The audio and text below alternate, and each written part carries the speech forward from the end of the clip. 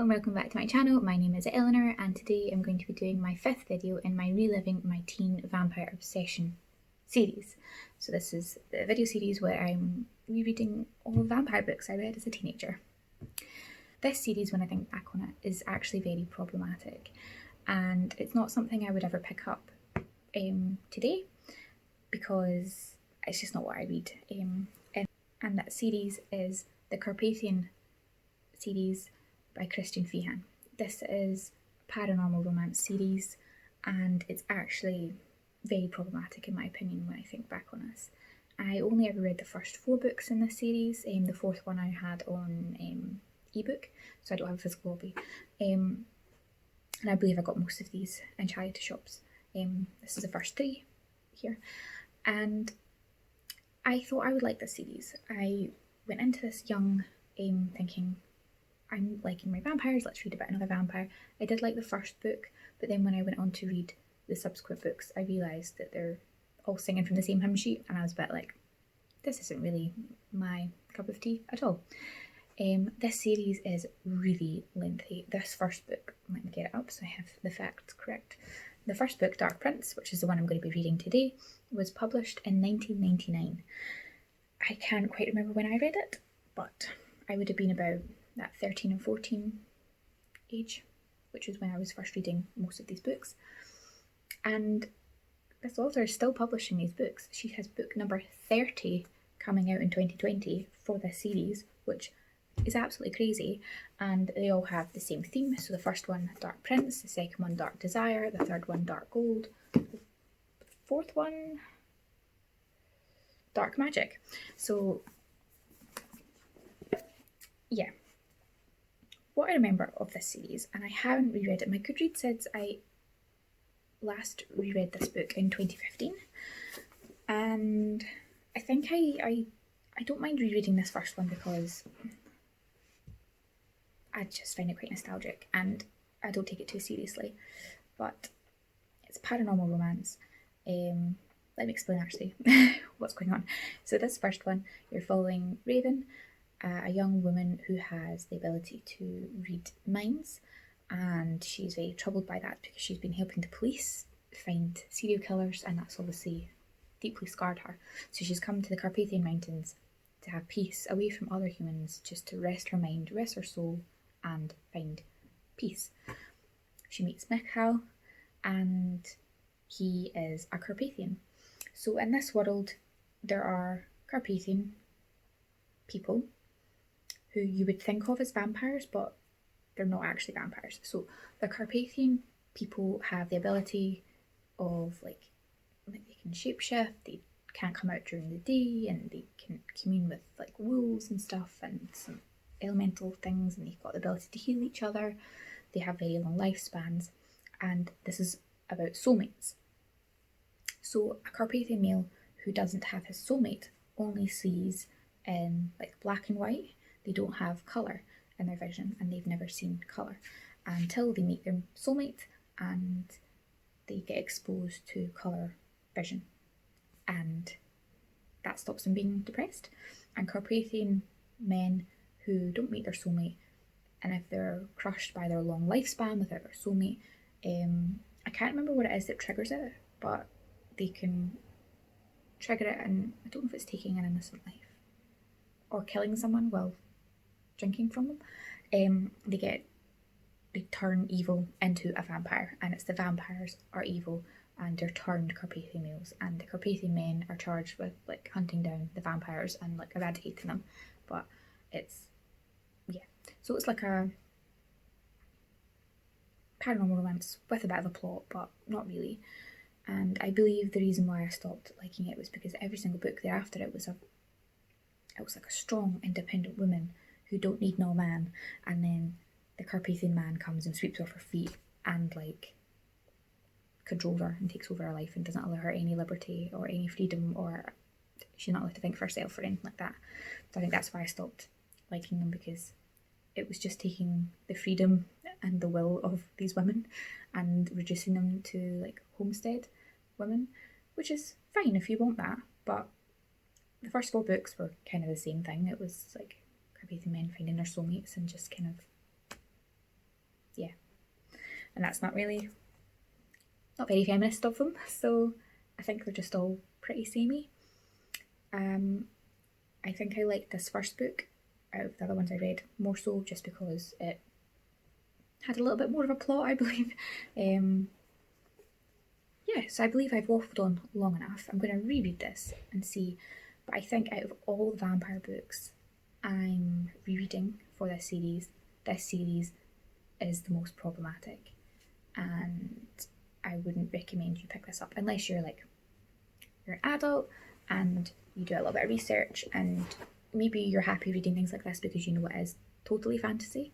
But for those who are probably deeply offended by controlling misogynistic men, maybe this isn't the series for you.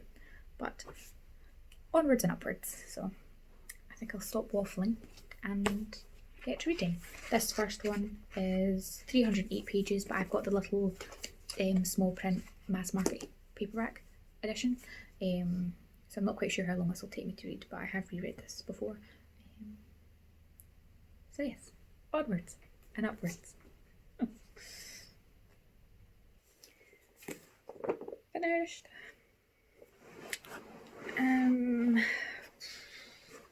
Yes, this is quite problematic.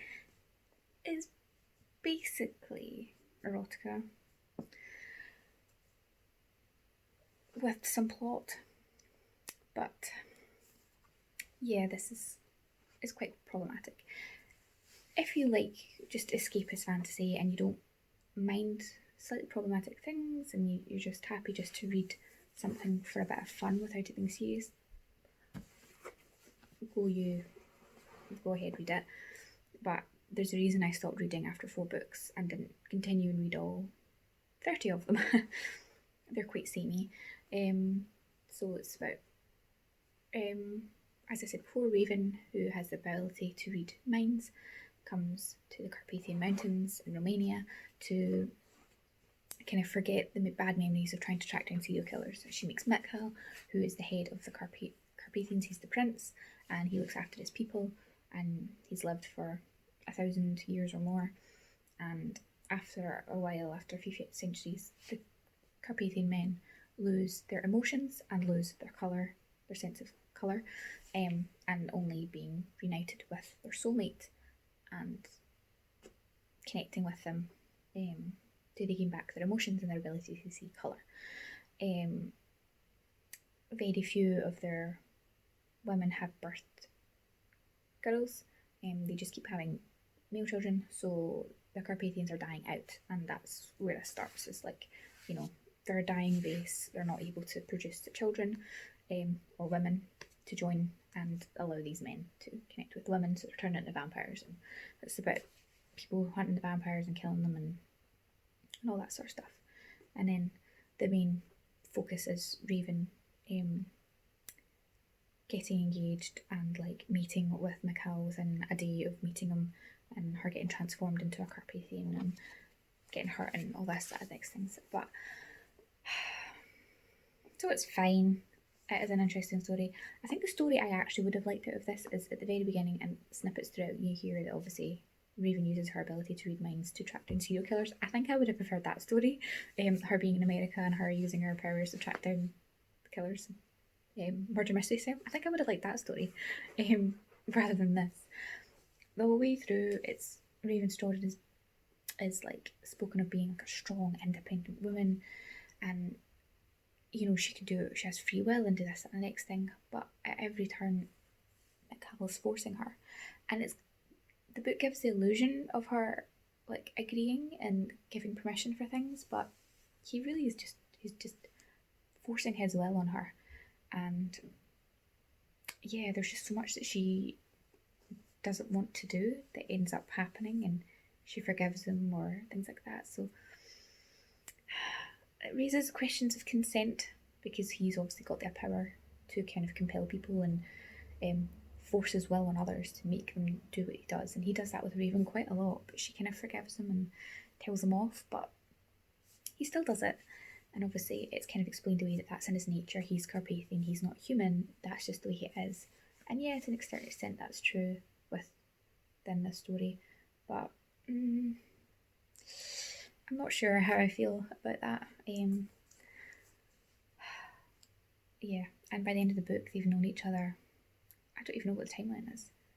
Maybe a week or two, and so much happens. So it's, yeah, if you're just wanting some escapist fantasy romance that doesn't have much substance, then yes, maybe this series is great for you. But yeah, it's definitely an adult story. I don't know if I'd said that yet. This isn't young adult at all. This is adult through and through. The content is just too explicit not to be adult. But yeah, I don't know. I feel like this has the premise of being like a really interesting story. If you take out a lot of like the undertones of like it being a really heavy romance, which isn't usually what I gravitate towards nowadays anyway, but taking like the plot of like trying to rebuild this race, like trying to get the vampire hunters and like their other magic abilities, I think that would be a really interesting story. But yeah. So that's my thoughts on this. I wouldn't really recommend, unless like you're an adult and presumably it's only women who are going to want to read this. No offense, men. Not being sexist or anything, but yeah, this is like escapist erotic fantasy. Like I've not read 50 Shades of Grey, but I imagine it's kind of similar-esque to some of that. I mean, it's kind of skipped over a lot of those scenes because yeah, I don't really know. This, out of all the books I'm rereading, this is the one I'm most on the fence about. It's fine for what it is, but I really can't see many people actually wanting to read 30 books about this, because although each book follows a different kind of coupling, they're all about the same thing. It's about a woman, whether they're Carpathian or human, meeting their Carpathian counterpart and the soulmate part, and it's just a lot of the men placing their will over the women. So yeah, wouldn't really recommend, but that was this video, me rereading this series. I hope you enjoyed my thoughts on this, and I would not really recommend you add this to your want to read pile. But I hope you enjoyed this video anyway. Let me know if you're enjoying this series still. I have a few more that I want to make, a few more books I've read. So yes, so thank you for coming along on this journey with me, and I'll see you in the next video very soon. Bye.